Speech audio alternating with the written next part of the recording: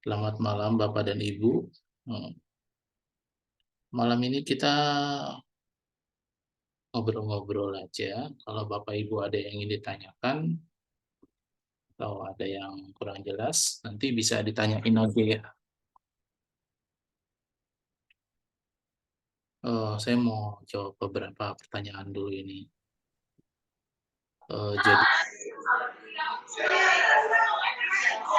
Satoyo, halo. ya, Oh, ya sudah Pak, silakan ngobrol Pak. oke, iya. Nanti kalau Bapak Ibu ada yang ingin ditanyakan, tanyakan aja. Dipotong aja nggak apa-apa. Jadi saya sih sebenarnya sudah pernah membahas di grup gratitude ya. Jadi suatu saat atau suatu hari itu saya menemukan satu pengalaman yang cukup mengerikan saat itu. Jadi, pengalamannya kalau dalam bahasa psikologi atau bahasa lainnya itu disebut NDA. NDA itu near death experience, jadi pengalaman akan mati tapi tidak mati pada akhirnya. Nah lalu, dari pengalaman itu, biasanya NDA itu dialami oleh orang-orang dalam penyakit atau dalam keadaan yang kecelakaan atau apa gitu. Tapi kalau saya mengalaminya dalam keadaan yang sadar. Lalu dari situ mulai ada satu pengalaman lebih pengalaman supra sih setelah itu sih. Pengalaman supra, lalu akhirnya saya terbiasa dengan keadaan itu sehingga sehingga saya tidak tidak terlalu menganggap itu sebagai sesuatu yang aneh lah gitu, sebut aja gitu. Jadi sebagai contoh kalau Bapak Ibu tidak terbiasa makan tempe, itu akan sangat sulit. Tapi kalau Bapak Ibu sudah terbiasa makan tempe, tempe biasa aja. Nah, kira-kira kayak gitulah sederhananya. Lalu dari situ akhirnya saya merasa saya perlu mencari seorang guru.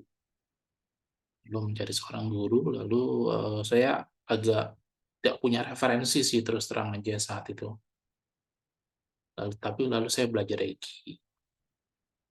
Saya belajar Reiki, lalu Reiki itu pengalamannya terlalu cepat dan terlalu terlalu hidup manifestasinya gitu. Untuk saya ya, untuk saya saat itu. Lalu saya bisa tenang baru pada saat retret retret spiritual saat itu ya. Nah dari situ saya kenalan dengan hati nurani, hati nurani. Jadi saat itu tuh saya bingung karena ada yang bersinar di tengah-tengah dada agak di dalam gitu. Terus saya ngelihat sinarnya itu jelas banget gitu, sinar gitu. Loh, ternyata ternyata itu salah satu wujud dari hati nurani. Sinar itu sinarnya putih saat itu. Tapi sinarnya bukan sinar yang terang begitu ya, tapi dia kayak titik, dia titik, lebih kayak bintang sih, cuma bersinar gitu. Bersinarnya tuh ke sampingnya sedikit, ke atasnya panjang gitu. Selamat malam, Bu Oti. Lalu dari situ akhirnya saya lebih terbuka terhadap terhadap apa ya, keilmuan-keilmuan yang lain. Saat itu saya pikir kalau saya membatasi pikiran saya, ya mungkin saya tidak akan berkembang, setidaknya gitu. Atau saya akan berkembang, tapi perkembangan saya diputuskan oleh orang lain, yaitu guru saya gitu. Nah, saya memutuskan untuk saat itu lebih berani berkembang sendiri aja gitu. Ya udah akhirnya saya belajar berkenalan dengan guru-guru yang lain. Salah satunya dari spiritualis Bali itu. Nah, itu luar biasa juga itu tuh. Saya belajar tentang energi di situ. Tapi tetap aja saya masih ada rasa takut, jadi sehingga Rasa takut yang paling bahaya itu ternyata Bapak Ibu adalah ketika perkembangan kita dikotakkan oleh guru kita. Lalu satu bentuk mindset bahwa kita tidak mungkin melebihi guru kita gitu. Satu mindset ya. Di satu sisi mindset ini ada bagusnya ada tidaknya. Tapi di sisi lain itu membuat kita menjadi dalam tanda kutip tidak berkembang, tidak bisa menjadi diri kita yang sejati lah. Gitu. Jadi ada sisi yang mengatakan seperti itu, walaupun ada sisi lain yang mengatakan ya guru kita pasti akan mendukung apapun yang kita mau. Itu sisi lain lagi. Jadi dua sisi yang bertentangan lah gitu. Lalu dari satu guru ke guru lainnya gitu. Lalu saya menyadari bahwa ternyata keilmuan itu sebenarnya begitu mudah dipelajari. Begitu mudah dalam arti adalah siapa sebenarnya yang membuat keilmuan itu menjadi sulit dipelajari. Lalu saya dapat kesimpulan akhir-akhir adalah yang membuat keilmuan sulit dipelajari adalah gurunya. Gurunya. Jadi sebenarnya kalau sang guru mau, dia bisa membuat segalanya menjadi lebih mudah dipahami sebenarnya. Atau sebut aja lebih mudah dikuasai lah. Lebih mudah dipahami, lebih mudah dikuasai. Nah, cuma nanti tergantung gurunya apakah ingin mengkomersilkan itu apa tidak gitu. Tergantung. Gitu. Ketika saya membuat satu rumusan, kan saya harus belajar juga ya mengajarkan Bapak dan Ibu nih. Lalu pertama yang saya uji coba adalah Reiki. Reiki, bagaimana menjelaskan sistematisasi Reiki gitu. Tapi dari sudut pandang energi aja sih. Oh ternyata saya menyadari bahwa saya cuma butuh 7 hari untuk belajar Reiki. Belajar Reiki dan belajar bagaimana mengajarkan Reiki ke orang lain. Gitu. Cuma butuh 7 hari. Lalu setting aura itu jadi ceritanya saya mempelajari keilmuan keilmuan tentang setting aura, bagaimana membuat aura menjadi lebih baik ya.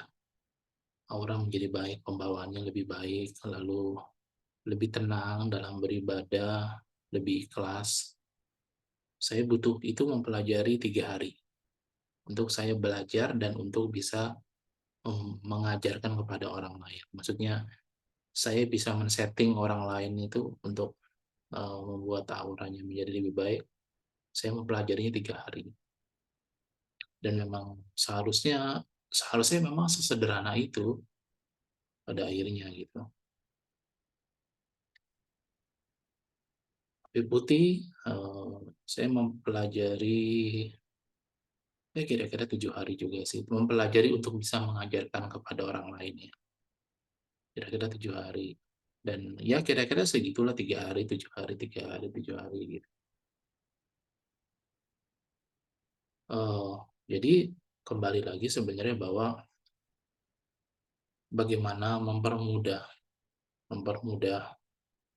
tentang suatu keilmuan itu tergantung gurunya sebenarnya, tergantung gurunya. Nah, sang guru ini punya satu prerogatif untuk mengajarkan seperti apa yang dia mau. Jadi karena pertama logikanya adalah ilmunya datang dari dia. Ilmunya datang dari dia, maksudnya dia sumber keilmuannya itu, lalu bagaimana dia mengajarkannya kepada orang lain. Mungkin mungkin dia berpikir secara moral kali, moral dan etika ya. Apakah saya mengajarkan kepada orang yang salah atau apa gitu. Walaupun saya perhatikan sekarang guru-guru sekarang udah nggak begitu juga sih. Pokoknya asal ada agreement, kesepakatan, izin, udah bisa diajarkan. Nah, agreementnya seperti apa? Yaitu kembali kesepakatan antara yang belajar dan yang ingin mengajar. Kayak gitu. Hmm. Lalu ada sesuatu lagi sebenarnya yang unik ya. Yang unik adalah bagaimana kita membuat maksudnya mengajarkan satu keilmuan tapi keilmuan itu bisa berdiri secara mandiri. bisa berdiri secara mandiri, sehingga semakin hari keilmuan itu akan terlatih dengan sendirinya untuk menjadi semakin tajam dan semakin tajam gitu. Itu akan terlatih. Itu satu tantangan juga sih untuk mengajarkan agar bisa seperti itu gitu.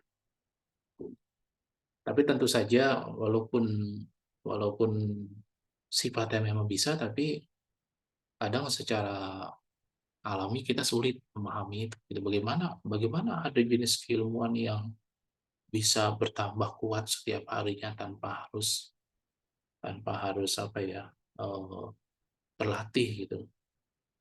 Itu agak susah gitu, agak susah dimengerti gitu. Tapi sebenarnya bisa juga, bisa bisa bisa tergantung pada saat pengajarannya kayak gimana. Sebut aja kayak gitulah sederhananya.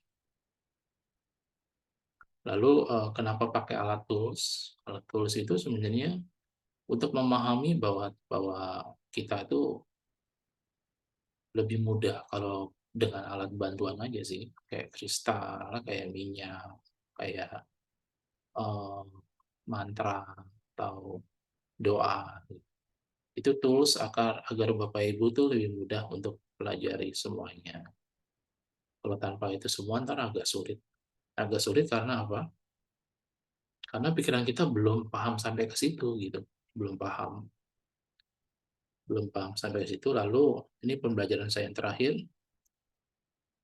memang kita tidak bisa sembarangan. Sembarangan. Artinya gini,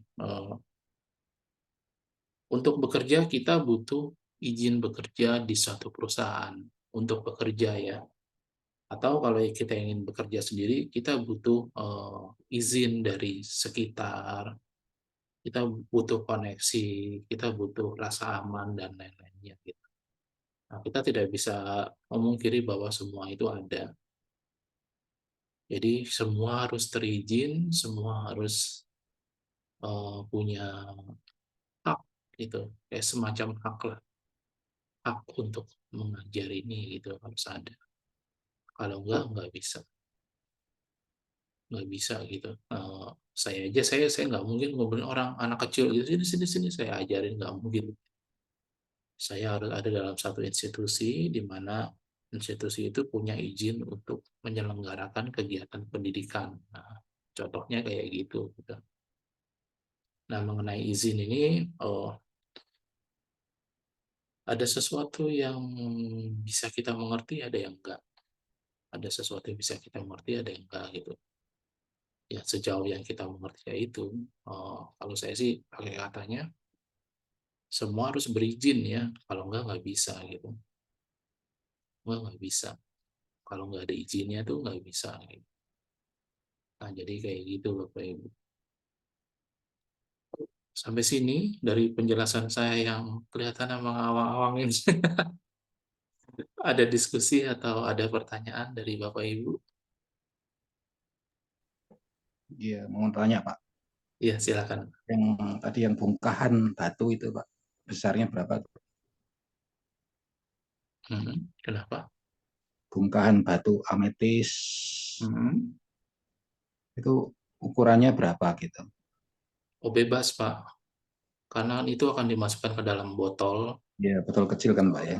Asal bongkahannya itu bisa masuk ke dalam botol itu nggak masalah. Iya, maksudnya kalau gelang kan bulat-bulat itu boleh juga kan Pak? Boleh kalau bisa muat. Iya, iya. Kalau bisa muat boleh sih. Tiga, tiga bulatan gitu Pak ya? Dua atau tiga, Pak. Dua Hmm, atau tiga. iya, iya. Kenapa disebut bongkahan? Karena bongkahan ya, Pak. Bongkahan itu sebenarnya kayak serpihan-serpihan atau pecahan-pecahan gitu Oh, artinya. pecahan-pecahan. Tapi kalau bulat nggak masalah ya Pak ya? Nggak masalah. Kalau Iya, bulat nggak masalah. oke, oke. Kalau bulat itu kan karena dibentuk dibentuk oleh ini ya, dibentuk Iya, diasah, diasah sama mesin ya. itu biasa Iya, kayak gitu sih. Jadi kalau saya sih hanya melihat apa fungsi alami dari setiap batu itu gitu. iya. Fungsi alaminya seperti apa, lalu Hmm, kita melihat kepada fungsi alami itu lalu meraciknya menjadi iya. sesuatu yang bermanfaat. Terus Oke. minyaknya itu untuk apa Pak ya? Yang mana Pak? Minyak apa Pak? Minyak mistik ya, Misik, misik ya. misik. Nah, Itu misik untuk apa ya? untuk ijazahan Pak. Itu dioles apa gimana? Diapain Pak? Nanti ditetesi ke dalam air 3 Mm-mm. tetes. Kemudian Mm-mm. di airnya itu saya program dari sini. Oh, Jadi ilmu itu saya taruh 2 kali. Pertama di Bapak dan di apa di botol. air itu. Nah, Oh, di air. Hmm. ketika saya install di Bapak itu ada kekurangan, nanti ditutupi oleh air itu. Hmm. Karena menginstal ke dalam air itu lebih mudah ternyata daripada menginstal ke dalam Ke dalam orang. ya, lebih Hmm. mudah. Airnya itu disimpan gitu Pak. Airnya nanti ada tata caranya, Pak. Oh, Ada tata caranya. Kalau saya terangkan di sini nanti semakin membingungkan buat Bapak. membingungkan ya. Terus kan ada 3 pembukaan cakra ya Pak ya. Itu cakra apa aja Pak? Itu apa ya, Pak? Itu yang 8 rezeki itu Pak ya. Oh, itu nanti, Pak. Nanti setelah nanti dari ilmu api putih itu Bapak harus latihan selama 21 hari. Hmm. Setelah 21 hari itu nanti Bapak bisa mengambil keilmuan yang lain setelah Iya. itu sesuai kebutuhan Bapak. Jadi tidak Hmm. sekaligus, nggak kayak gitu. Iya. Nggak mau tahu aja itu cakra apa aja yang dibuka gitu. Cakra di atas cakra mahkota, Pak. Di atas cakra mahkota, cakra singci gitu. Enggak, bukan, beda. Beda. Oh, Pemahamannya beda karena ini beda. cakranya di aura, Pak. Oh, di aura. Cakranya di Ya. aura. Namanya cakra apa? Tidak ada istilahnya sih sebenarnya Nggak sih. ada namanya ya. Oh, Karena dia lapisan-lapisan aura ya. saya baru tahu tuh ada cakra di lapisan aura. Ya, Ya. iya kayak gitu. Hmm. Nah, terus mau tanya lagi yang parita itu ada berapa buku sih Pak? Parita itu. Oh, Parita sebenarnya sih buku Parita itu yang di Tokopedia itu kumpulan doa sebenarnya, Pak. Oh, Kumpulan doa nanti buat doa ya. akan pilihkan Hmm. beberapa doa dari situ lalu ntar dibacakan. Oh, Kalau apa Bapak saja? kalau Bapak bisa membaca dalam bahasa aslinya itu sangat baik. Tapi kalau Hmm. Bapak baca terjemahannya aja itu juga sudah cukup baik. Oh, Gitu sih. terus kalau yang bunga itu Pak, bunga itu harus harus bunga kantil itu nggak bisa diganti bunga lain ya Pak ya? Nggak bisa, Pak. Nggak Oh, bisa. harus ya. Iya, nggak bisa. Nyarinya bunga kantil itu agak susah ya. Oh iya, memang itu tantangannya, Pak. Itu tantangan. Tantangannya. Karena kan sebenarnya keilmuan itu juga jodoh-jodohan ya, Pak. Oh, gitu ya. Iya. Kalau memang tidak bisa, ya tidak bisa. Saya punya teman di Manado, Hmm. dia tidak bisa menemukan bunga kandil. Saya nggak Hmm. ada di Manado tuh nggak ada bunga kandil, dia bilang gitu. Oh, gitu. Saya mendatangkan dari Jawa dan bagaimana mendatangkan bunga kantil yang fresh beberapa Iya. hari, apakah bunganya Hmm. masih ada? Hmm. Iya, iya. Tapi kayak gitu ya, agak sulit juga sih. Jadi itu harus fresh berapa hari ya? Minimal disimpan berapa hari itu? Ya, ya kalau bisa fresh, kalau Hmm. bisa. Kalau nggak bisa fresh, berapa hari kira-kira jangka waktunya itu? Enggak 2 hari, bisa ditawar, Pak. 2 hari, 3 hari masih bisa Pak? Enggak, Nggak bisa, harus 1 hari. ya 1 hari. Harus beli langsung dipakai gitu. Ya, beli langsung dipakai. Oh, Itu. Karena agak oke sulit Pak. juga sih ya. Iya. Oke, terima kasih Pak. Oke, Pak.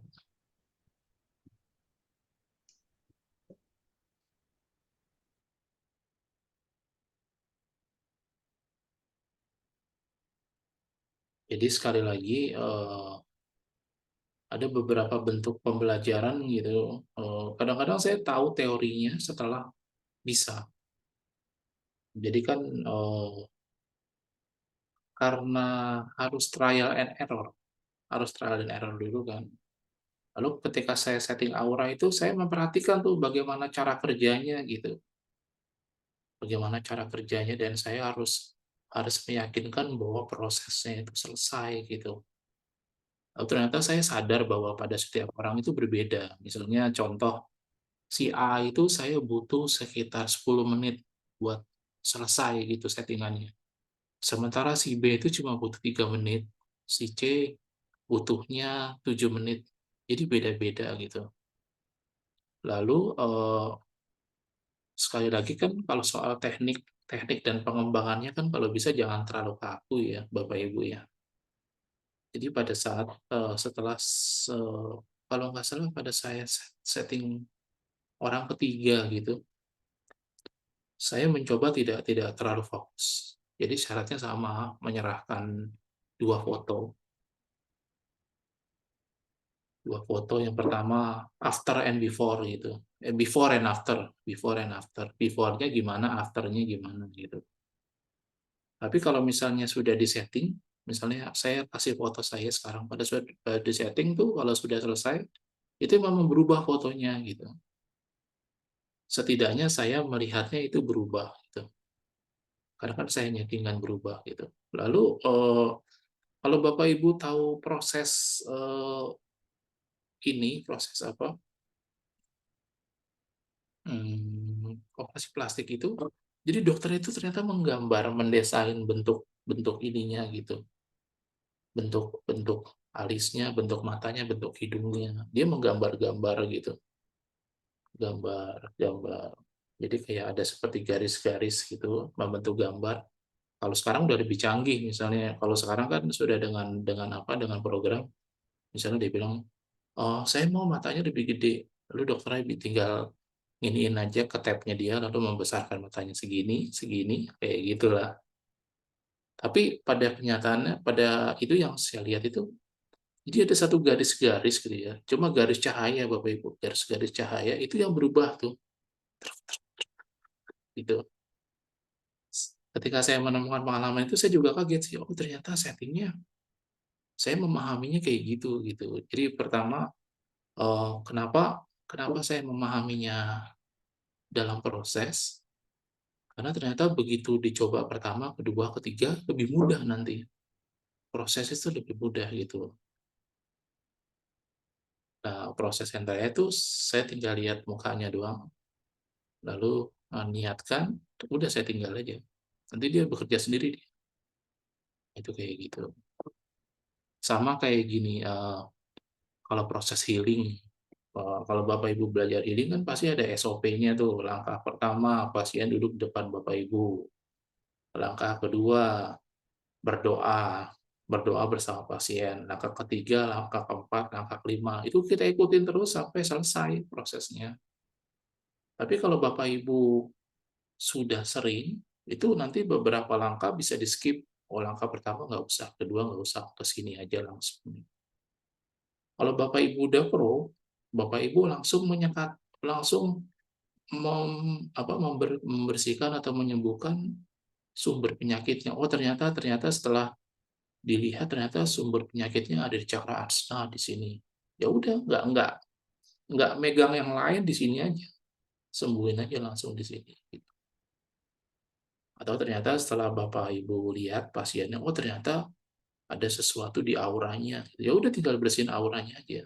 Nah, itu kayak gitu. Nanti bisa begitu.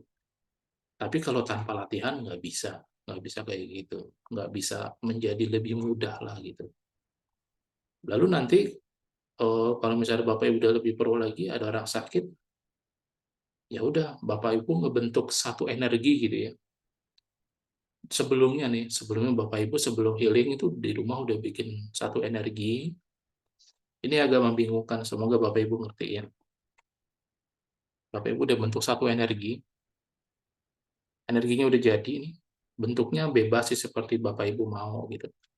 Tapi dalam dalam dalam prakteknya itu Bapak Ibu sudah sampai pada energi itu bentuknya seperti apa, nyatanya, dan ada namanya. Energi itu ada namanya. Agak membingungkan ya, tapi nggak apa-apa, saya lanjutkan dulu. Jadi energinya misalnya contohnya bentuknya kayak bintang,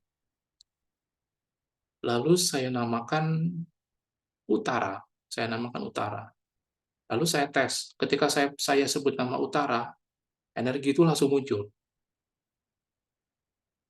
Jadi gitu. Ini kalau udah sangat pro nih. Lalu ketika ada pasien, saya tinggal sebut aja utara, muncul, sembuhkan dia. Lalu energi itu sendiri menjadi satu energi yang hidup yang langsung akan mencari sumber dari penyakitnya apa, lalu mulai berproses pada penyembuhan langsung di sumber penyakitnya. Nah itu kalau udah pro tuh begitu. Nah itu bentukan energi dan nama itu bisa dikirim juga ke yang lain di tempat yang tidak terbayangkan jauhnya misalnya. Misalnya saya menyembuhkan seseorang di Manado atau di Irian atau di Aceh sekaligus gitu. Jadi energi itu utara itu terpecah menjadi 3 energi dan langsung melesat ke sana ke tempat-tempat yang dibutuhkan dan langsung proses penyembuhan. Nah, itu kayak gitu. Itu dalam dalam praktek kalau udah pro-nya tuh bahkan bisa begitu. Kalau mau tanya Pak, Hmm. Eh, kalau iya, langsung terprogram, Bu. Itu kalau udah pro ya. energi, kalau energi itu bentuknya apa aja itu Pak? Selain bintang. Tergantung, Pak. Tergantung. Itu Bapak yang tentukan itu. Yang membatasi seorang yang pro cuma imajinasinya aja. Oh, Tergantung Bapak mau mau bikin dia bentuknya seperti malaikat juga bisa. oh gitu. Bikin dia bentuknya seperti salib juga bisa. Oh, Tergantung orangnya bebas saja. jadi Energi, iya, kita yang membuat energi itu gitu Pak. kita yang mau Hmm. kayak gitu. Ciptaan kita sendiri energi itu gitu. Ya, energinya ciptaan kita. Kalau di Oh, Waskita Reiki namanya bayi Vijra. Kalau istilah mereka ya. Bayu, Bayu Fajra, Bayi, Bayu Fajra, bayi, bayi. iya bayi. Oh, kalau Iya, di kalau tempat di Reiki Tomo nggak ada ya Pak ya? ada Pak. Cuma gurunya kan nggak kasih tahu caranya gimana. Oh gitu ya. Nah itu dia yang saya bilang. Hmm. Jadi kalau Bapak membiarkan perkembangan Bapak ditentukan oleh guru Bapak itu agak repot. Hmm. Jadi Bapak Oh, misalnya untuk mencapai ini harus harus kursus 3 kali dulu untuk mencapai ini gitu. Kan hmm. gurunya bebas tinggal buat materi aja. Iya. Materi 1, 2, 3, begitu di 3 baru dikasih tahu caranya. Hmm. Sebenarnya dari pertama juga ini udah bisa. Katanya kalau di Reiki Tomo itu tidak perlu membayangkan. Iya, memang tidak perlu membayangkan. Tapi itu kan sudah pro, Pak. Iya. Apa Bapak bisa misalnya tidak membayangkan energi? Ini latihannya ya, Pak ya. Dalam Hmm. dalam perkembangan latihannya. Iya. Apakah Bapak bisa tidak membayangkan energi lalu mengatakan sesuatu dan wujud? Kan Bapak belum bisa lihat kan matanya kan bagaimana energi itu, bagaimana energi itu bekerja. Hmm. Fajrah, Fajrah. Gitu.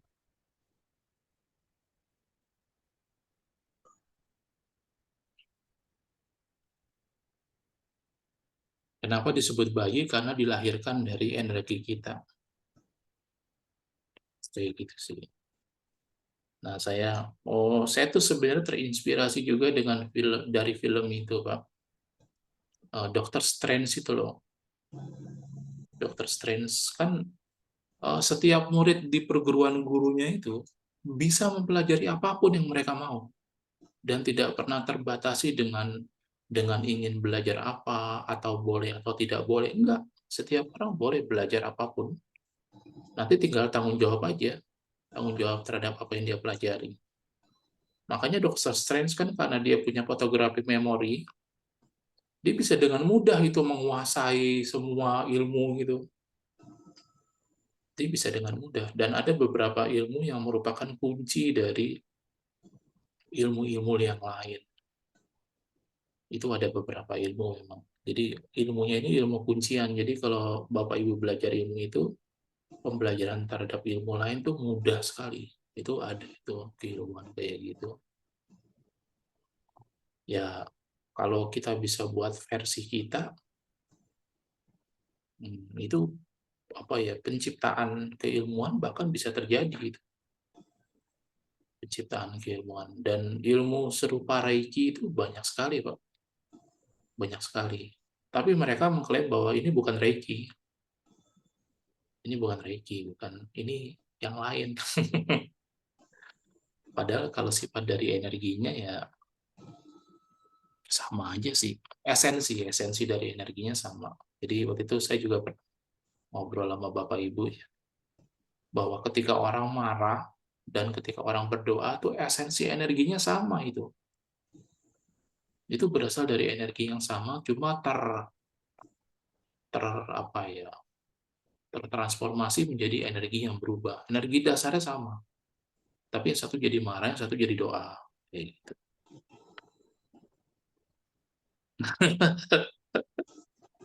Saya tidak tahu tongkatnya Biksu Tong namanya apa. Ada yang bilang cerita itu cerita kiasan aja sebenarnya, Biksu Tong.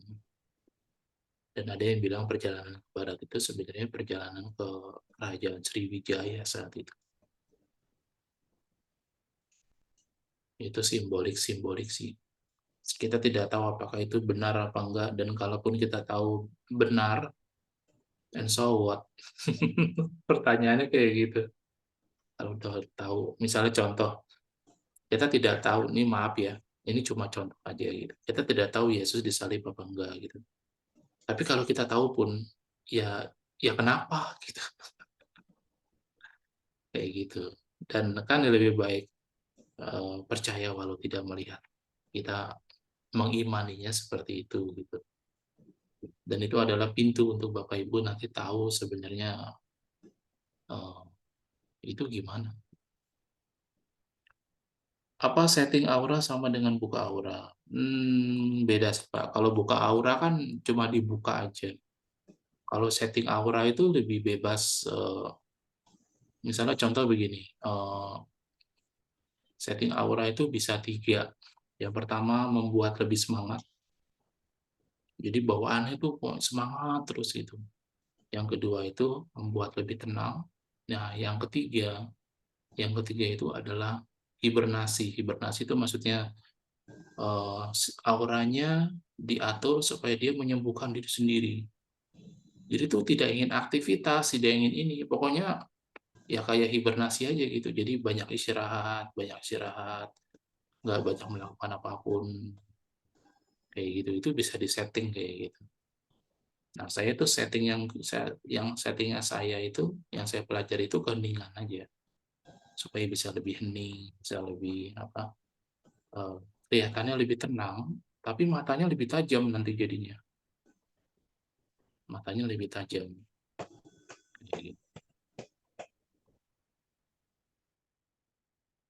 Oh bisa, itu kan cuma penamaan aja gitu, penamaan. Kayak misalnya gini, contoh lain nih buat saya membuat energi perlindungan, lalu saya scan, oh ini kurang kuat nih, saya bentuk lagi, saya scan lagi, ini kurang kuat. Lalu ketika saya menemukan ini kayaknya udah oke,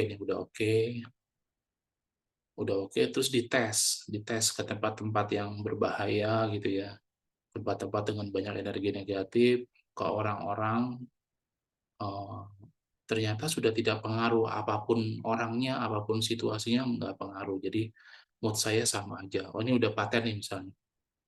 Lalu kita setting tuh mulai, oke, saya namakan energi ini A. Saya namakan energi ini A.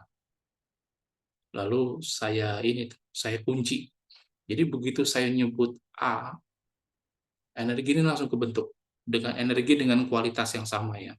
Ini butuh waktu sih. Jadi begitu saya sebut A, langsung teng, oh iya, saya tes, iya benar.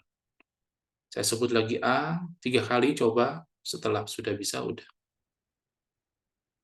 Nah, yang tahu energi A kan kita doang kan? Yang tahu kita doang, dan karena yang tahu kita doang, energi itu tidak bisa dicuri. Karena energi itu yang bisa mengaktifkan kita doang. Dan pada saat waktu di mana kita pengen mengaktifkan itu, pada saat biasa orang nggak bakal mendeteksi energi kita gitu. Cuma kalau misalnya kita sudah mulai nyebut A, baru terdeteksi itu, baru terdeteksi. Nah, begitu pada saat terdeteksi, begitu orang ingin ngambil, dia bingung dia. Karena kembali bahwa energi ini butuh satu nama. Jadi mungkin dia bisa ambil energinya, cuma nggak kebentuk. Karena namanya dia tidak tahu. Ibaratnya passwordnya dia tidak tahu. Nah, itu kayak gitu. Jadi itu sebagai apa ya? Sebagai kuncian kita juga gitu. Jadi nanti kalau misalnya kita mau gitu, nanti kita bisa setting lagi tuh. Misalnya ibu butuh untuk melindungi teman seharian ini. Tinggal setting. Niatkan energi A, kita sudah tahu karakteristik energinya kan. Energi A melindungi orang ini seharian selama 24 jam. Begitu kita bilang begitu, energi ini langsung bekerja. Langsung jadi, kalau komiknya itu energi dengan auranya gitu, dia memecah jadi energi lalu ke orang itu langsung. Ke orang itu, melindungi orang itu selama 24 jam. Setelah 24 jam, energinya hilang. Kayak gitu. Tapi tentu saja itu pro. Itu pro. Gitu. Kita juga bisa tanam di kristal misalnya, atau sesuatu yang kita kasih sebagai gift, lalu kita bisa bilang, oh, ini dipakai ya setiap hari ya, dipakai kalau pas lagi mau jalan dipakai gitu. Lalu bersama dengan dipakainya benda yang kita kasih itu, orang itu terlindungi. Begitu ya, kalau itu macam-macam program energi sih. Enggak juga. Kalau cakra asnanya berhasil ditembus, berarti energi itu bisa dibaca. Enggak juga. Enggak juga, Bu. Jadi ini ada beberapa pemahaman juga. Selama kita masih ada di takdir bahwa kita masih hidup, Bu, selama itu tubuh kita meregenerasi terus. Jadi misalnya Tuhan kasih kasih kita titah ya. Kalau titah itu kan ada energinya tuh. Titah seorang presiden, titah seorang raja kan ada energinya kan. Tuhan kasih jatah kita 50 tahun, dan selama 50 tahun itu tubuh kita akan terus meregenerasi supaya kita bisa bertahan selama 50 tahun. Ini secara umum ya Bapak Ibu ya. Kecuali kita tahu caranya bagaimana memperpanjang program energi itu sehingga 50 tahun jadi 200, jadi 300 tahun. Nah, itu kayak gitu. Dan selama 50 tahun itu sesakit apapun kita, separah-parah pun apapun kita akan sembuh. Itu luar biasanya tuh. Jadi kalau misalnya kalau pakai cara yang biasa nih, misalnya santet, misalnya saya tidak suka dengan salah satu Bapak Ibu di sini, saya santet. Lalu dia parah gitu ya, parah. Itu sih masih tingkat-tingkat yang dasar. Kalau udah tingkat-tingkat yang pro gitu, saya nggak mau kayak gitu. Saya ambil lagi energi dia setiap hari 20%. Setiap hari 20%. Ambil energinya. Ambil energi. Jadi orang itu akan selalu merasa sakit setiap hari. Kayaknya gue tuh pilek mulu ya. Tapi dia nggak tahu kenapa gitu. Jadi karena saya tahu bahwa selama sehari dan istirahat, energi itu akan pulih kembali. Jadi besoknya saya ambil lagi 20%. Sore istirahat lagi, besoknya saya ambil lagi 20%. Kayak gitu. Jadi nggak usah khawatir. Bahkan cakra rusak pun itu bisa diobati. Tapi mungkin kalau cakra lebih ini ya, lebih intensif aja pengobatannya gitu. Jadi kayak gitu. Lagi pula begini, Bu. Bagaimana Ibu tahu kalau cakra Ibu itu ditembus? Itu pertanyaannya sebenarnya itu. Bagaimana Ibu tahu kalau cakra Ibu tadi ditembus? Jadi kalau hanya sebagai satu teori, ya, sebagai teori cakra bisa ditembus, tapi bagaimana supaya cakra itu ditembus dan apa perbedaan antara cakra yang ditembus sama tidak gitu. Kalau kita tidak mengetahui sendiri, repot sih, agak repot. Gitu. Nah itu nanti kalau Bapak Ibu sudah sampai sini, nanti Bapak Ibu perlu seorang asisten ya. Jadi contohnya pada saat Bapak Ibu punya finansial yang lebih, Bapak Ibu perlu penjaga. Iyalah kalau nggak bahaya kayak gitu. Enak kalau bicara tentang energi itu enak.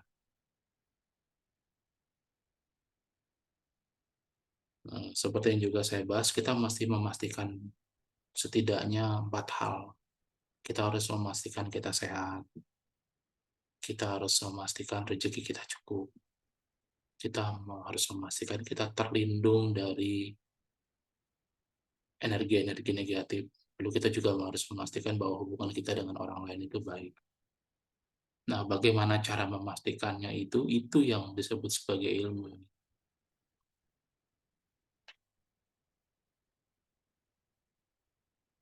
Oh, gini, Pak. Oh, kanker itu adalah akumulasi berbagai penyakit. Kanker itu akumulasi berbagai penyakit. Jadi, bukan tiba-tiba ada penyakit lalu kanker, enggak. Jadi dia terpicu dari sakit ini, sakit itu, sakit ini, sakit itu, sakit ini, sakit itu. Lalu jadi kanker. Nah, kanker itu ada 2 jenis yang bisa disembuhkan dan tidak bisa disembuhkan. Nanti kalau Bapak mengenal dunia kedokteran itu punya satu bahasa, satu kata, yang kalau diskusi antara satu dokter dengan yang lainnya dengan kata itu, para dokter yang lain tahu bahwa sebenarnya penyakit ini tidak bisa disembuhkan sebenarnya. Mereka mengerti, tapi mereka sebagai dokter hanya mengoptimalkan aja supaya umurnya menjadi lebih panjang aja gitu. Mereka sama sama tahu satu sama lain sebenarnya dengan menyebut kata ini. Misal ditanya, "Oh, ini penyakit apa ya menurut dokter?" Lalu dia bilang kata itu, "Oh, ini penyakit ini." Lalu dokter yang lain bilang, "Oh." Lalu dia menyelidiki dan mereka sampai pada kesimpulan yang sama gitu. Jadi mereka sebenarnya sama-sama tahu bahwa penyakit itu tidak bisa disembuhkan dengan kata itu, dengan menyebut kata itu gitu. Nah, itu oh, kalau kanker sih kalau menurut hemat saya ya, menikmati hidup aja, menikmati hidup. Sampai kadang-kadang kalau bisa begitu nanti terjadi keajaiban. Keajaibannya apa? Salah satunya kesembuhan sih. Salah satu keajaibannya. Dan sebenarnya Bapak Ibu, saya kadang-kadang buat analoginya seperti ini. Umur kita 100 tahun, tapi kita tidak bahagia. Saya ulangin ya, umur kita 100 tahun, tapi kita tidak bahagia. Bagaimana kalau ditukar 10 tahun, tapi Bapak Ibu sangat bahagia? Oke sebenarnya, oke. Nah, sebenarnya tugas kita adalah membuat kita bahagia. Apakah umur kita 100 tahun lagi atau 10 tahun lagi atau 15 tahun lagi itu relatif. Tapi kita hanya perlu meyakinkan bahwa setiap hari kita bahagia. Hanya perlu meyakinkan itu aja. Kayak gitu. Oh, iya Pak. Kalau cakra rusak, aura rusak, organ rusak biasanya. Lalu yang mulai mulai dengan itulah, mulai dengan memperbaiki, bersihkan, menguatkan, membersihkan, menguatkan, meningkatkan energi. Jadi sebenarnya bukan rumah sakit ya harusnya, tapi rumah terapi sebenarnya. Jadi memang harus diterapi dan ya pertanyaan pada setiap orang sakit sebenarnya begini sebenarnya pertanyaan, bukan Bapak atau Ibu mau apa. Nanti kalau dia diturutin biasanya sembuh sih. Sama Bapak Ibu bisa tes tes kebahagiaan namanya. Jadi Bapak Ibu bisa tanya ya sama orang tua, Ibu Bapak sudah bahagia belum? Kalau dia belum, butuh apa? Ya itu kita diturutin aja semuanya. Kayak gitu. Penjaga itu penjaga non fisik. Penjaga non fisik. Jadi kelengahan kita adalah ketika kita tidak sadar. Ketika kita tidak sadar. Nah, ketika kita tidak sadar, kesalahan dibuat, kealpaan dibuat, kontrol mulut tidak terjaga, pandangan tidak terjaga, pemikiran tidak terjaga, kalau kita nggak sadar. Jadi untuk meminimalkan masalah, kita butuh pengawal non fisik. Kita butuh itu sangat logika sekali. Jadi seandainya mungkin gitu ya, ketika Bapak Ibu tidur ada yang jaga dari semua energi negatif, dari semua makhluk negatif, dari semua pengaruh-pengaruh negatif, itu sangat baik. Gitu. Nah, bagaimana mendapatkan penjaga non fisik? Itu adalah keilmuan lagi itu. Ilmuwan dan pengetahuan. Bisa menghadirkan malaikat, bisa pada tingkat tertentu ya, pada tingkat tertentu. Atau mungkin sebenarnya kita sudah punya kemampuan, ya dicoba aja. Dicoba aja. Itu kalau mencoba kan bukan berarti kita bisa apa enggak. Mencoba ya mencoba aja. Nanti malaikat atau energi kita lalu kita salurkan ke benda. Ada caranya sih menyalurkan ke benda. Ini membayangkan Bapak Ibu tidak tahu ya, tapi kalau Bapak Ibu sudah tahu, oh itu udah enak gitu. Apalagi bisa melihat prosesnya gitu. Proses bagaimana energi itu bisa masuk ke dalam satu benda dan tinggal di benda itu untuk waktu yang lama, itu ada prosesnya juga. Atau ada hal yang lain itu banyak Bapak Ibu. Hal yang lain, kalau disebut sebagai hal yang lain ya, itu banyak sekali. Iya, silakan. Silakan wujudkan ini, Tias. Panjang umur, sehat, bahagia, tetap aktif, produktif. Dan bukan hanya ini aja, tapi cari bagaimana caranya supaya kamu bisa mendapatkan semua ini. Cari bagaimana caranya.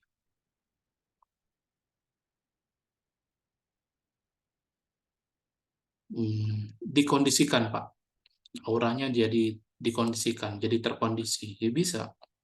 Makanya tergantung afirmasinya apa. Misalnya, Bapak niatkan agar energi api putih, niatkan agar api putih mengalir ke aura kita. Untuk apa? Saya coba tulis afirmasi sederhananya ini. Niatkan mengalirkan api putih. Saya tulis dalam kurung nih. Kemana? Lalu yang kedua, untuk apa? Lalu yang ketiga, selama berapa lama?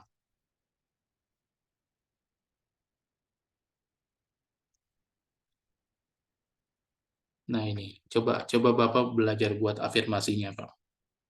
Jadi niatkan mengalirkan api putih kemana? Misalnya contoh, niatkan mengalirkan api putih ke aura. Untuk apa selanjutnya?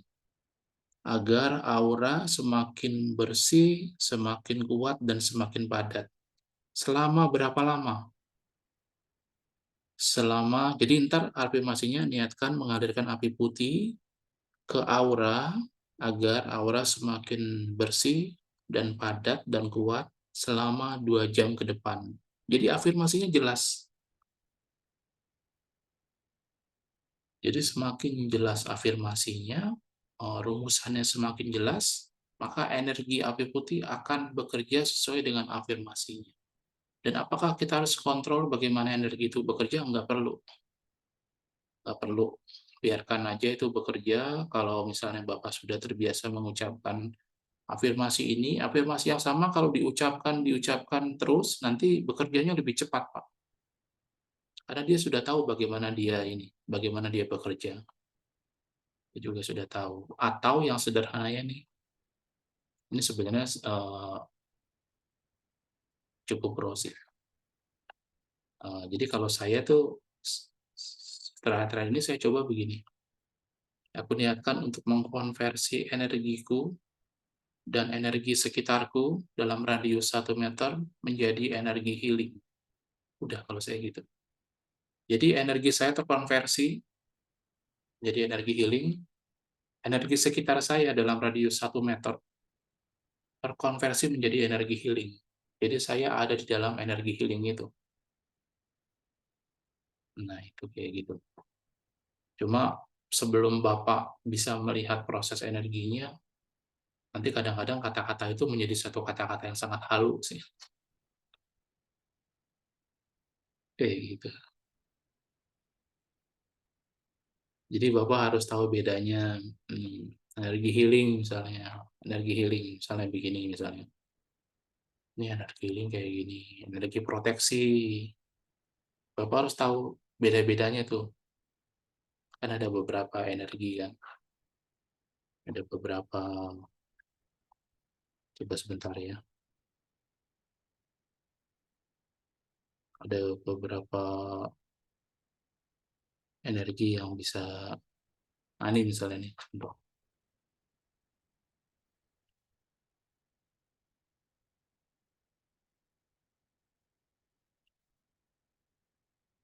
Ini contohnya nih, ini sebentar. Kemudian udah kelihatan.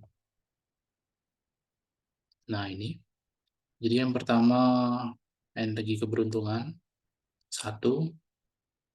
Kalau Bapak sudah tahu bedanya, nanti bedakan dengan energi sehat, energi healing sehat. Ini beda nih Pak, energi keberuntungan dan energi healing ini beda. Lalu bandingkan dengan energi bahagia, ini juga energi yang berbeda. Lalu energi keselamatan, ini energi yang berbeda lagi. Energi kebaikan, ini energi yang beda lagi. Energi perlindungan, ini energi yang beda lagi. Jadi kalau Bapak Ibu sudah bisa merasakan perbedaan antara masing-masing energi itu, nanti pada saat Bapak Ibu afirmasi, langsung ketawa tuh, oh ini energi healing. Ini energi healing. Oke, berarti afirmasi saya tentang energi healing sudah benar dan energi healingnya sudah wujud, sudah ada di sekitar saya. Kayak gitu. Jadi nanti salah satu proses penyembuhannya nanti ketika Bapak Ibu nyembuhin, nanti sebenarnya Bapak Ibu tidak menyembuhkan, tapi cuma mengkonversi energinya dia dan energi sekitar dia dalam radius 1 meter atau berapa meter gitu. Menjadi energi healing. Nanti energi itu bekerja sendiri itu. Kalau energi healing kan sifatnya menyembuhkan. Nanti dia akan menyembuhkan yang patut disembuhkan. Kayak gitu. Nah, itu juga. Ini kan saya yang temukan ya Bapak Ibu. Saya berharap Bapak Ibu juga menemukan cara-cara tersendiri. Dan kalau memungkinkan silakan Bapak Ibu lampaui saya.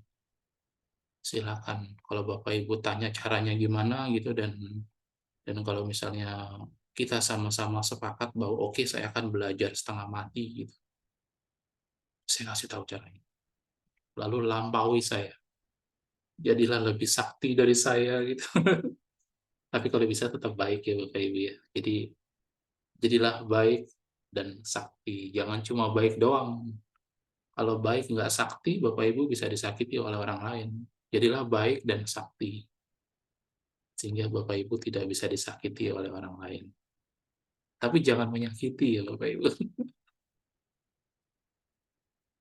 Nah, jadi gitu.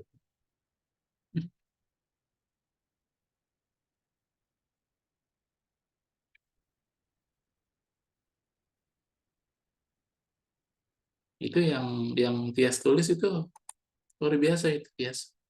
Coba cari bagaimana caranya.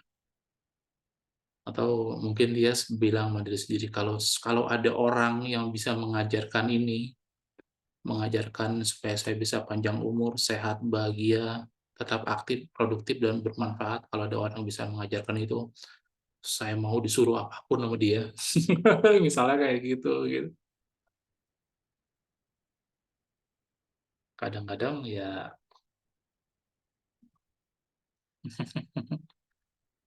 faktor apa saja yang menyembuhkan seseorang? Oh banyak Bu, banyak. Apapun bisa menyembuhkan seseorang. Apapun, apapun yang bisa. Apalagi kalau ibu bisa kenal orangnya ya. Ya, mulai aja dengan apa yang ibu tahu dulu, lalu apa ide-ide kreatif, lalu jangan lupa ide kreatif itu baru bisa timbul dalam keheningan yang dalam, Bu Oti.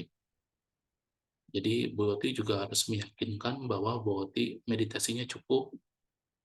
Cukupnya bukan 10 menit, bukan 20 menit, ya minimal 1 jam lah, minimal. Kalau kita itu ingin ingin mendapatkan good insight ya, ingin mendapatkan ide-ide cemerlang itu kita harus ada pada tingkat keheningan yang tinggi. Itu timbul itu entar. Inspirasi itu timbul, ide-ide itu timbul. Tapi tidak kalau Bu Oti belum menyentuh sampai 1 jam meditasi itu belum keluar ide-ide itu keluar. Maka tantang Bu Oti harus tantang diri Bu Oti untuk bermeditasi minimal 1 jam 1 hari, biar nanti Bu Oti tahu apa yang harus dilakukan.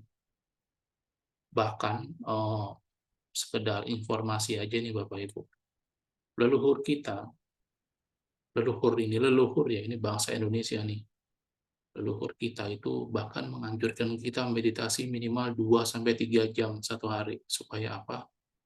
Supaya kita bukan cuma jadi sakti itu, kita jadi dewa. Terbayangkan ya kalau kita jadi dewa tuh apa yang kita bisa lakukan gitu. Harus kita kita wah kalau cuma jadi manusia biasa doang sih sayang waktunya Bu. Bapak Ibu ya. Jadilah manusia yang luar biasa.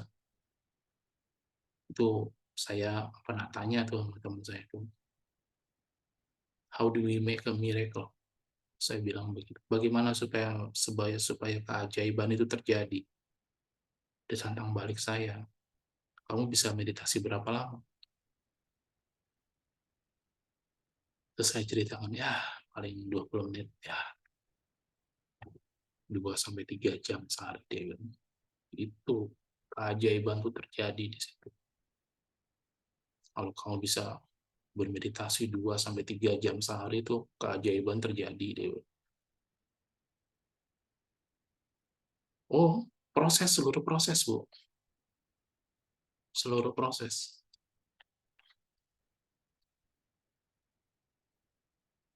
Seluruh prosesnya dalam 2-3 jam itu. Berarti energi yang dikonfirmasikan jadi energi healing dikirimkan ke rumah sakit dalam jarak jauh juga bisa. Bisa, tapi yang terutama itu harus bekerja dulu pada Bapak ya. Jadi banyak para healer bisa menyembuhkan orang lain, tapi tidak bisa menyembuhkan dirinya sendiri. Itu apa bukan omong kosong gitu begitu.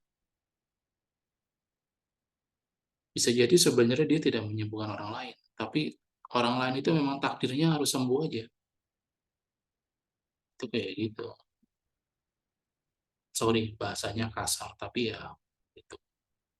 Kalau ilmu yang kau pelajari tidak bermanfaat bagi dirimu sendiri, untuk apa kau pelajari ilmu?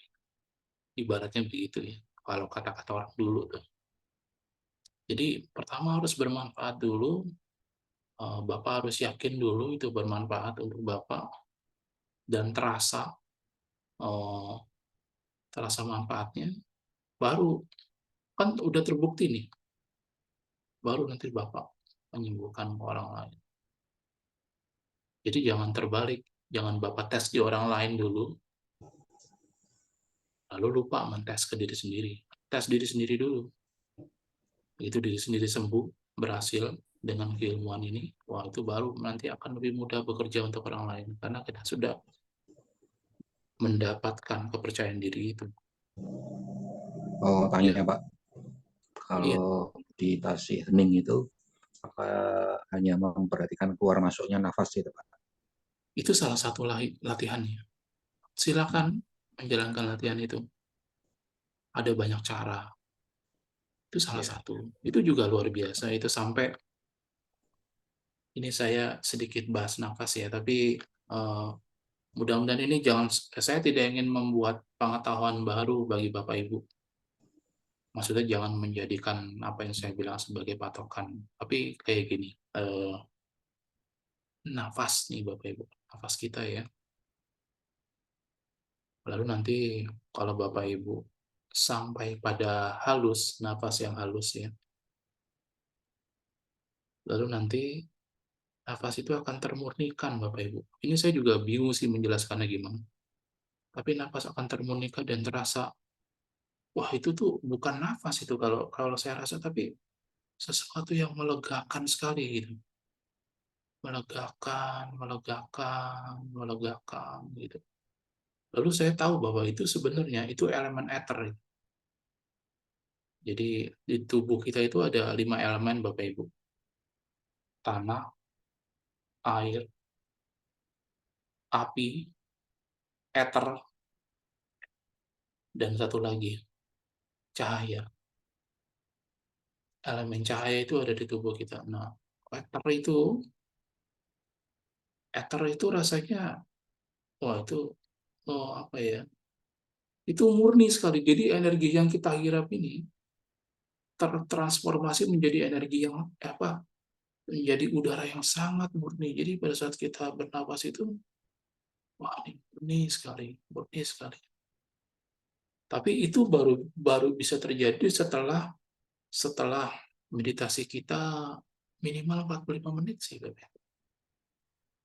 Setelah 45 menit tuh kita meditasi tuh, kita baru tahu bahwa pikiran kita tuh bisa hening ternyata. Bisa hening. Wah, itu kalau Bapak Ibu bisa 2 sampai 3 jam itu, kalau setelah itu Bapak Ibu jalan ya, lalu ada orang yang melihat, they will say that you are not walking, you are floating. Mudah-mudahan Bapak Ibu ngerti nih apa yang saya bilang. Itu terjadi itu, terjadi. Jadi orang-orang tuh kalau kita habis meditasi kita jalan, orang-orang nggak lihat kita jalan, enggak. Mereka melihat kita melayang. Oh bisa Pak, sangat-sangat bisa. Tidak ada sebaiknya, Boti. Tidak ada sebaiknya. Silakan apakah nafas itu dari mulut atau dari hidung. Yang penting Boti bisa sit silently, not moving, bisa memejamkan mata selama beberapa waktu tertentu. Yang penting itu sebenarnya, apakah dari mulut atau kadang-kadang energi bisa begitu intensnya sampai tuh jadi kayak susah bernapas gitu. Kadang-kadang sampai kayak gitu gitu. Makanya pada saat meditasi kadang-kadang saya bilang kalau terlalu tegang buka mulutnya sedikit gitu. Itu itu Boti, itu baru ini yang bernapas. Nanti kalau Boti belajar ya, ada satu keilmuan yang membuat seluruh bagian tubuh ibu bernafas. Wah, tuh kalau udah bisa begitu, jadi itu semuanya bernapas itu. Ini bernapas nih semua nih. Ini bernapas. Ini bernapas. Mulut bernafas. Ini bernafas. Tuh, kalau udah sampai itu pure itu. Elemen ether itu. Elemen ether. Pure.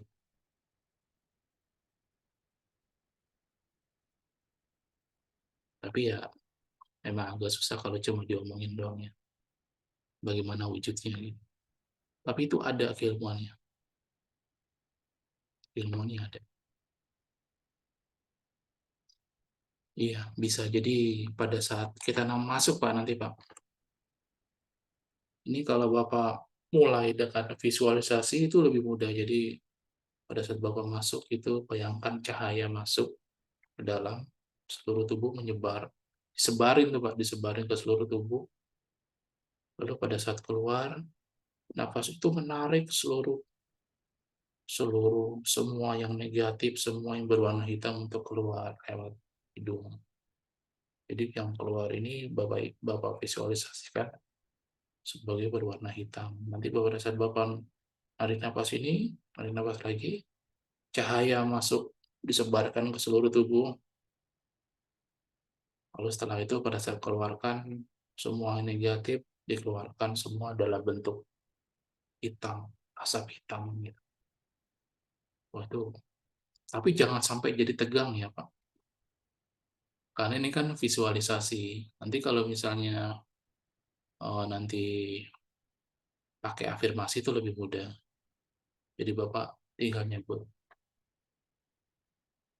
sambil nafas gitu ya, sebut cahaya, nyebutnya. Bagaimana saya bingung bernafas dan sambil menyebut cahaya itu susah ngasih taunya, tapi dalam hati lah mungkin. Pada saat Bapak narik nafas cahaya, sebarin ke seluruh tubuh. Pada saat keluarin, Bapak saya bilang, kegelapan. Pada saat Bapak masuk, cahaya, sebarin ke seluruh tubuh. Pada saat ngeluarin, kegelapan, keluarin. Kayak gitu. Itu salah satu cara doang sih.